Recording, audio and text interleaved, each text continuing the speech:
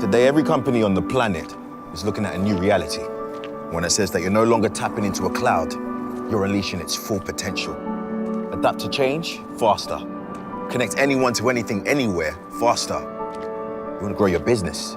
Boom. Here's the thing. This new reality comes with realities of its own. Applications are harder to control, harder to secure. Costs escalate. And ever-increasing complexity, suddenly, you're running out of resources, man. But guess what? Between all the promises and making it happen, there's a bridge. One built on security that isn't an afterthought, but the main thought. Intentional from the start, in the right place at the right time between all your connections. One that lets you deliver applications on time, on any platform for a better experience every time. And one that lets you manage an entire network simply at scale. This is the new reality made real. And the company that invented the network in the first place is now ready to take you to this new place, where the power of the network moves at the speed of the cloud. Wherever you are, wherever you need to go, happens like that. Smarter, deeper, and more flexible than ever. This is SD-WAN. And this is the bridge to get you there. Cisco, the bridge to possible. Welcome to Cisco Live Barcelona 2019. I love that video, and it's really funny because I didn't know who that actor was, but I've heard it's someone from Star Wars, so it's great that we're referencing these and bringing it to life with some of the stories. So I'm going to throw straight to Rob, who's out there. Rob, what do you have for us? All right, well, this is probably one of my most favorite topics because we spent a lot of time over the last year really improving how we're handling this particular space, because if there's been any one thing that's been more popular and so many different people that we compete with in the market, it's around SD-WAN. And obviously, as many of you guys remember, we acquired Viptela a while back, and then we really, I think, worked very fast to start to integrate that technology in ways that only Cisco can, to where actually running it on the routers. And I met a lot of really interesting people with Viptela. One in particular, I've studied hours and hours of this guy's footage whenever I can capture him on stage, is David Klevanoff. David, I'll have you come over here. Nice to be here, Roy. Good to have you, because I think you're one of the smartest guys I know, and that's what I'm going to stick with that up until the point that I meet someone else. But David, you and your team from the Viptela side have worked hard on the integration, but you've also added some unique features for SD-WAN that really set Cisco apart, because even though everybody says they have SD-WAN, boy, the difference is in how it's deployed and how it's operated. I wonder, we only have a few minutes here, but maybe you could show us just a couple of quick things about how what you guys have done different in terms of, I think, security and really what you're doing with cloud. Yeah? Absolutely, yeah, thank you very much. All right, so what we have in here is we have an SD-WAN management system, which is we call vManaged, right? And this is what we call a dashboard, right? So in here, I can quickly navigate on the left to the configuration menu, and in here you can see something which we call a cloud on-ramp for SaaS, which really makes the SD-WAN fabric improve the application performance for popular SaaS applications, and Office 365 is by far the most popular one.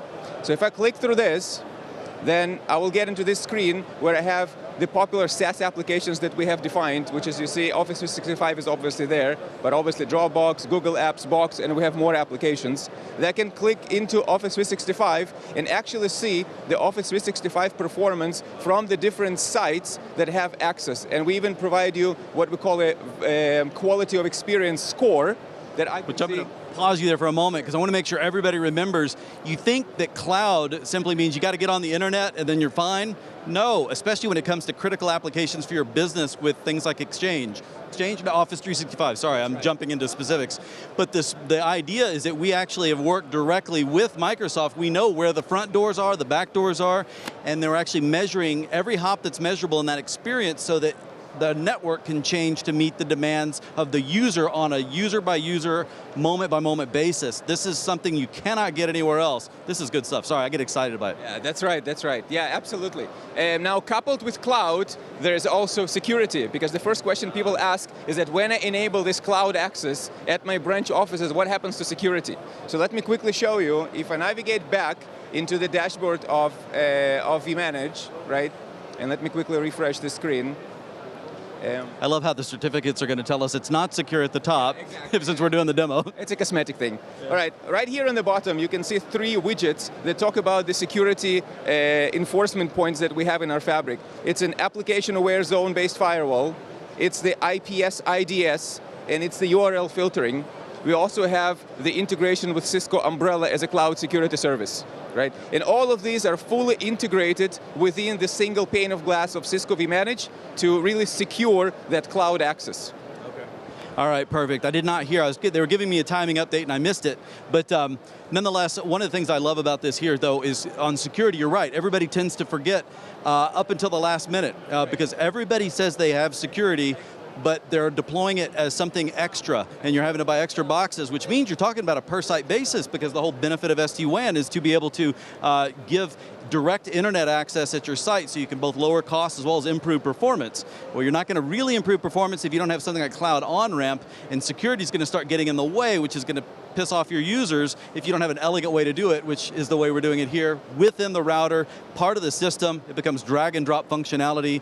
And the cool part is that it's all integrated within a single management tool. So you have a network management and a security management within the same single pane of glass of the SD-WAN management through Cisco vManage. Got it, perfect. David, thank you so much. Appreciate your time. Hope you guys can tell, I love this stuff, and it's easy to play with. You can go online and actually experiment with yourself. You're going to love it. Right now, we're going to go take a look at a video and keep the story going. Take care. National Instruments had a predicament. Bandwidth demands were on the increase.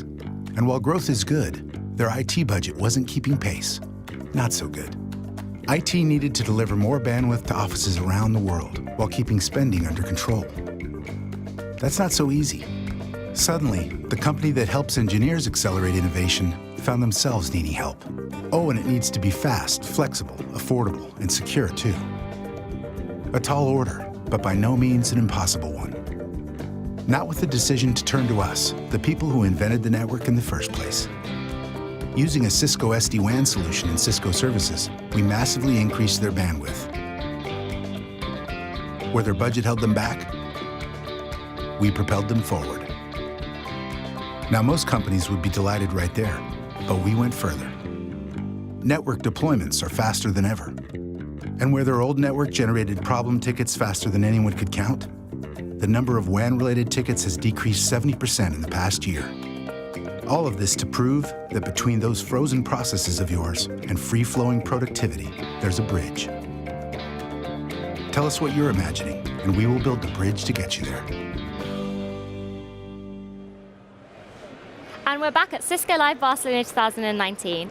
I love hearing from customers and how they're actually deploying our technology and what it's doing for them. And I'm thrilled to be joined here by Shai from San Jose State University. Hi Shai, how are you doing? Doing great, excited to be here. Thank you for joining us. So can you tell us a little bit more about San Jose State University and your role there? I'm the Director of Network Services for the university, and we're a fairly large university with about 35,000 students and 5,000 faculty and staff that we have to support. It's about 40,000, a city of about 40,000 people. So you mentioned obviously the network is a big part of your role. So tell us about what intent-based networking means for you. Intent-based network means it's a paradigm shift of how we think about networks, how we design them, and how we deploy them. And the ability to do this through policy, through automation, and ensuring that we also leverage the consistency in the network operationally and leveraging the security benefits that you get from that. Got it. And at San Jose State University, obviously you've been working with Cisco for a while now, but what were some of the challenges that you were facing as part of your daily job? Part of the challenges is wireless is a network for us, and we have, as I mentioned, about 40,000 people that need to get on the network, and really ensuring that every user has a positive experience, and really being able to get into the user experience, being able to understand what users are doing, and how we can better improve the network to better suit their use cases and what they need. And I've heard that you've been working very closely with Cisco DNA Solutions. So tell us a little bit more about that process and what it's been doing for you. So we started using DNA Center a little over a year ago from the very early stages, and right away we were very much impressed about how it gave us a user perspective which we never had before. We're now able to not just look and monitor the network, but truly monitor what the users are, what the users are doing, and how we can improve the network. The visibility at layer 7 has been also very, very helpful because we can actually tell what applications are struggling on the network. Got it. And what would you say are some of the kind of standout outcomes for you? What has it been doing for you? organization? It really increased the confidence everyone has in the network because we have a lot more visibility and the data to show for it. But also, user troubleshooting time has gone down 2 minutes, and now my staff is actually able to work on projects that we've been trying to do instead of working and trying to analyze logs and looking for issues. We could be a lot more proactive about it. Sounds great. So what about the long term? What's next for you with Cisco DNA? Long term, we're looking at the analytics. We're in the process of deploying sensors across campus, the 1800S sensors across campus, so we can have clients and really validating locations on campus.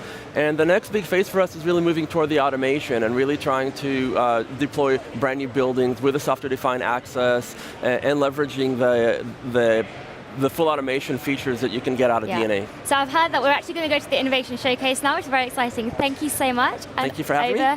Sorry, what is it? Thank you for having me. Oh, thank you so much. So we're now going to go to the Innovation Showcase, which is super exciting. So viewers, take a look and let us know what you think with #CLEUR.